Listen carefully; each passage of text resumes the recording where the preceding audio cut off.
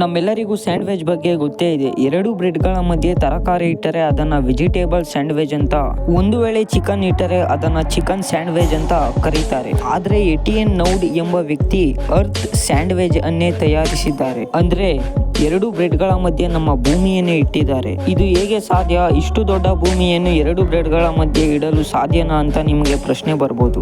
ಇದಕ್ಕೆ ಇವರು ಒಂದು ಸಿಂಪಲ್ ಐಡಿಯಾವನ್ನ ಮಾಡಿದ್ದಾರೆ. ಅದು ಏನು ಅಂದ್ರೆ, ಭೂಮಿಯ ಒಂದು ಕಡೆ ಒಂದು ಬ್ರೆಡ್ ಪೀಸ್ ಅನ್ನ ಇಟ್ಟು ನಂತರ ಸರಿಯಾಗಿ ಅದರ ಆಪೋಸಿಟ್ ಸೈಡ್ ನಲ್ಲಿ ಮತ್ತೊಂದು ಬ್ರೆಡ್ ಪೀಸ್ ಅನ್ನು ಇಡ್ತಾರೆ. ಈಗ ಈ ಎರಡು ಬ್ರೆಡ್ ಗಳ ಮಧ್ಯೆ ಭೂಮಿ ಇದ್ದಂಗೆ ಅಲ್ವಾ? ಈ ರೀತಿ ಭೂಮಿ ಸ್ಯಾಂಡ್ವಿಚ್ ಅನ್ನು ತಯಾರಿಸುವುದೇ ಇವರ ಪ್ಲಾನ್. ತುಂಬಾ ವರ್ಷಗಳಿಂದ ಈ ರೀತಿ ಮಾಡ್ಬೇಕಂತ ಆಲೋಚನೆ ಮಾಡ್ತಾರೆ. ಆದ್ರೆ ಭೂಮಿಯ ಒಂದು ಕಡೆ ಇವರು ಒಂದು ಬ್ರೆಡ್ ಪೀಸ್ ಇಡಬಹುದು, ಆದರೆ ಇನ್ನೊಂದು ಕಡೆ ಆಪೋಸಿಟ್ ಸೈಡ್ ನಲ್ಲಿ ಬ್ರೆಡ್ ಪೀಸ್ ಇಡುವ ವ್ಯಕ್ತಿಗಾಗಿ ತುಂಬಾ ದಿನದಿಂದ ಹುಡುಕ್ತಾರೆ. ಕೊನೆಗೆ ಈ ಐಡಿಯಾ ಬಗ್ಗೆ ಸೋಷಿಯಲ್ ಮೀಡಿಯಾದಲ್ಲಿ ಇಟ್ಟಾಗ ಈ ಐಡಿಯಾ ಇಷ್ಟವಾದ ವ್ಯಕ್ತಿ ಇವರನ್ನ ಕಾಂಟ್ಯಾಕ್ಟ್ ಮಾಡ್ತಾರೆ.